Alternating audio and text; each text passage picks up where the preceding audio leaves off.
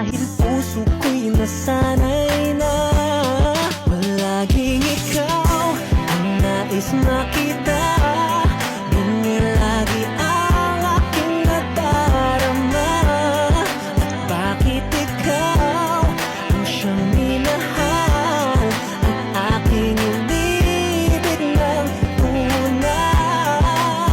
Huwag mo lamang sanang sasabihin iiwanan ako at may papalit na sa akin.